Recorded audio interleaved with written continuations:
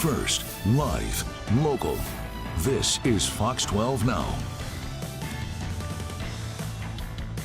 Hey everyone, welcome back to Fox 12 Now. I'm Greg Nibbler. As always, appreciate you joining us. You know, we live stream on our social media channels, we're on our app, we're on the website, so plenty of places to find our show and the interviews we get to have. And I know there are a lot of people tuning into this one because there are so many people excited that All Elite Wrestling, AEW, is back in Portland November 7th and 8th. And one of the superstars that you're going to get to see is actually here on the show right now. We have joining us right now, Saraya. Hello. Hello. It's so good to have you here on the show. Really, really appreciate it. And, you know, I think there's so many things I want to talk to you about, and I want to ask questions. And I've had people writing in questions too that just are really excited to see you. But I think one of the first things I wanted to bring up, you know, is just you being back. And I know it's been a little while now that you've been back, but going from, you know, where it was and potentially, you know, career-ending injuries and all of that, how did it feel once you got the clearance to actually go back and do what you love? You know what? It's going to be 1 year since I got the clearance on Halloween. So it's slowly creeping up to like the official year. Wow. And it's gone by so quickly because obviously it's been so much fun and getting to do it alongside, you know, Brian Danielson and then Adam Copeland, who were also in the same position as I was. And they made their great returns too a few years ago. I'm in just wonderful company. And it's just really, really cool because I never thought I'd be in this position ever again. Like I was told there would never be a chance I would wrestle ever again. Like that's it. My neck was not going to heal, right? So then when I actually went to the doctor and we did 3 different, you know, we did the CT scans, the MRIs, X-rays, we did everything just to triple check. And I mean, I don't know how it happened, but 5 years later, my neck is completely healed and it looks fantastic. I have all the fluid around my spinal cord. It's very bizarre, but it's awesome. It's definitely it'll go perfectly in my book. There you go. Yeah, that is a very good book topic right there.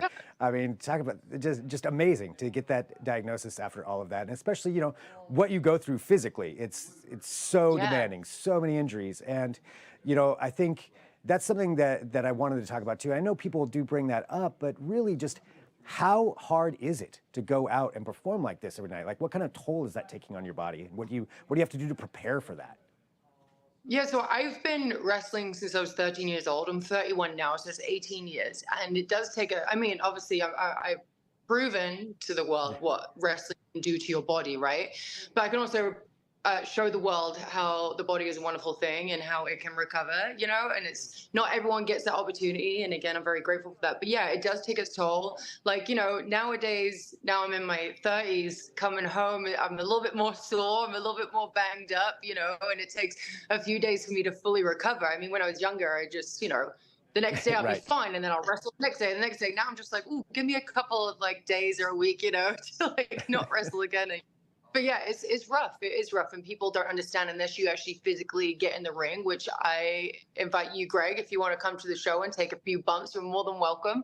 But it's rough. It's rough, but you have to really love this business to put your body, what you're putting your body through. And luckily, I mean, we're all crazy and we all love it. Right. I mean, yeah, there's certainly a little amount of crazy in there. And I don't know. I don't know how I would hold up that, but, you know. You should come down. Go on. I'll give it a shot. I'll do it. I may need more than a couple of days afterward, but, you know, we can just. Bring the camera crew. We'll make a whole thing. That'd be fun. Right. Yeah. I just got to make it worthwhile. So I'll be off for a week. But so, you know, talking about that, though, coming back to Portland, you know, AEW being here. November 7th and 8th. I just want to remind everybody of that, and I'm sure everybody knows that's watching this, but make sure that's on the calendar. You know, you get to tour around to all of these different places. You get to see like a lot of the world just throughout your career. When you go to places, when you travel like this, do you ever get time to actually go out and experience like the cities or the places that you visit? So, you know what, it's really bittersweet because we travel, but we don't get to spend a lot of time in this. We're there for a few days. Like some people will be, but most of the time I'm flying in and flying out, but I do try and find a good coffee place like that. I really love my coffee. It's the one thing that I really enjoy. I'm actually on a little coffee break right now with my boyfriend. It's one of the toughest things I've ever done, by the way, cut out coffee. But yeah, that's usually what I like to do is I like to find one of the best coffee places there because I'm not super into Starbucks or into like I like to find like the mum and pop shops, with the good coffee or someone with pink hair that's making the coffee. You know what I mean? So yeah, that's one of the things that I try and find when I travel. I think you'll do well here in Portland. That's not going to be a Oh no, problem. Portland has fantastic coffee shops. Let me tell you, fantastic. Yeah. Well, looking at it, being here in AEW, and I wanted to talk about that. This being in this and just how much it's really just grown in such huge popularity over the course of just how long it's existed. So tell me about that. What's it like being in AEW, maybe compared to some other things in your career, and the fandom that comes along with AEW? Yeah, so the fandom with AEW, they're definitely hardcore wrestling fans. It was the ones that watch wrestling from all over the world, even some known wrestling events that they would watch. So it started off as a core group of just hardcore wrestling fans, but now it's expanded to a family show and people that don't usually, watch wrestling or whatever. You're just getting such a plethora of different people that like to come to this wrestling show, and they're all very passionate about it, and they all love it, and it's like we're like the cool kids, like people want to be a part of it, people want to come along and watch it. But it is a really fun show. So if you've never been to a wrestling before, I would suggest coming to an AEW show. It's got everything. It's got the wrestling part of it, of course, but it has the fun, storytelling, action, drama, everything that you need. It's going to make you cry or make you angry. It has everything. It's wonderful. It's like watching a live action movie. Yeah. It's really, really cool. So I suggest people come and watch AEW. It is. It literally is like a live action movie. That's happening right in front of you. Yeah. And you can't mess up too. My gosh, you have to like be on time. It's definitely a lot of work, but man, it's so much fun, and you can't help but appreciate the people in the ring. Like I'll be backstage and I'll be watching on the screens and stuff, just all the matches that are happening live before I have to go out. And you can't help but appreciate what people do in the ring. I mean, it's insane. It's like a circus out there, like Cirque du Soleil. It's just wonderful. It's like a dance that you can't take your eyes off. It's a really cool experience. And that's one thing I think for people too. You mentioned maybe somebody who hasn't ever been to a wrestling show. Seeing it in person is completely different than seeing it on television. I mean, it's a great production, all of that, but in person, you really realize how much physicality is involved and what is actually happening. You hear it. It's things that that translate differently. To really understand. The atmosphere of it, because you can watch something and like you can really enjoy it from a TV perspective, of course. But like once you're inside of it, like nitty gritty, like in the seats and just like taking all the emotions in, like it's just so much like insane energy in there, like not trying to be spiritual or anything like that, but I'm just saying like you can feel like just the atmosphere in there, just everyone just having a great time, booing the bad guys, cheering the good guys, laughing, like they're just having a fun time. And there's a lot of crowd interaction too. I'm one of those people that like to mess with the crowd a lot. So if you're close in proximity to where I am, if you're around the front row area or even in, go like even all the way up, I'm trying to yell at you. I'm having a great time, like back and forth. Like that's what I like to do. So, what is that rush like? When you're in there live and having all that, the crowd either cheering or jeering you, either way. Yeah. Oh, I like being booed. That's one of my favorites because it's easy to get someone to not like you and then to like you. It's like, especially nowadays, like people want an excuse not to like you. So I have a great time being the bad guy. It doesn't offend me if someone gets mad at me. I'm like, I'm just doing my job, And I like, for example, last week I made a little girl cry and she made me break a little bit, honestly. I was like yelling at her, and my tag team partner was in the ring, and she was Ruby Soho was beating up Sky Blue, the big good girl, the crowd.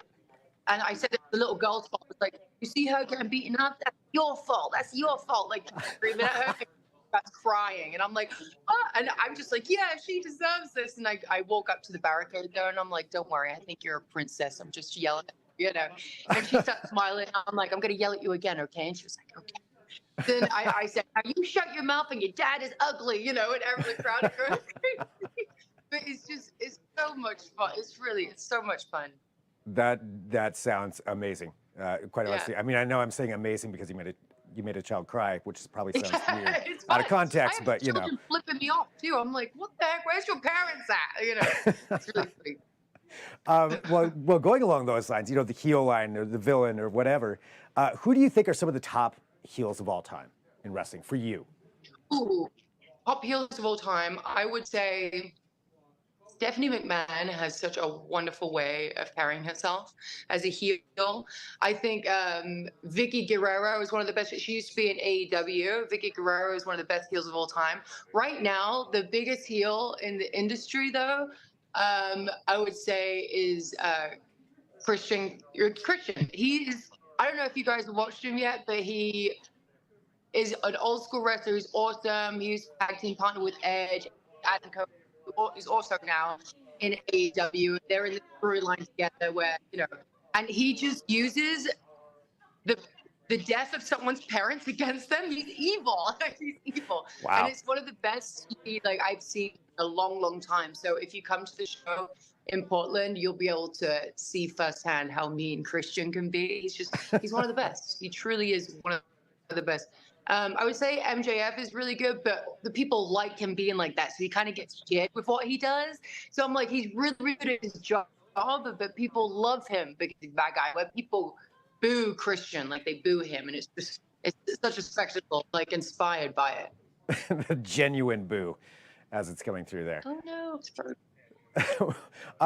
Something that I did just get asked here, I go. saw from Jesse, asked, what's next for you in your career? I mean, obviously right now, AEW, but is there something that you want to accomplish that you haven't accomplished yet?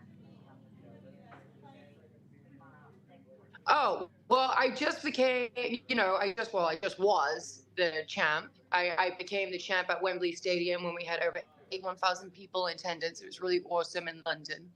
I would like to be the champ again, of course. I would love to face all the women in the company that I haven't faced yet. I'm really excited to get stuck in. It's only been a year, so there's so much left for me to do, honestly. Well, Saraya, you know, I want to say thank you very much, you know, for joining us here, Yeah. for taking some time to be here, and, you know, for everything that you're doing. You know, just congratulations on almost a year. Thank you. You know, being back, that's got to be amazing, and clearly, you know, you're one of the most popular wrestlers of your generation. So it's great to see you back out there, and everybody can come see you on November 7th and 8th. Well, November 8th anyway, for come AEW. along. And I think and if you don't come, I will hunt you down and drag you out of your houses, and you're going to be forced to come along. There we go. That's probably, some people may take you up on that threat. So It's that's frozen. Oh no. I think we're freezing, but that's okay. We're toward the end anyway. So I froze a little bit. I'm sorry. that's all good. Well, Saraya, thank you very much for joining me here today. Really, really appreciate it. I'll let you go and get back to it. And yeah, about a week and a half, we'll see you here in Portland. Perfect timing. Thank you so much. Have a good rest of your day, and I can't wait to see you right then. Yeah. All right, sounds good.